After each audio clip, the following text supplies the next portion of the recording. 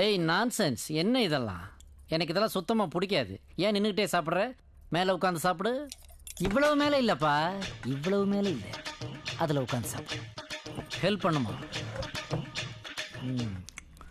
மெல்ல சாப்பிடுப்பா, பிளாக் ஆகிக்க போகுது. நல்ல பசி சார். எந்த ஊர்ப்பா நீ? திருச்சி சார். என்ன படிச்சிருக்க?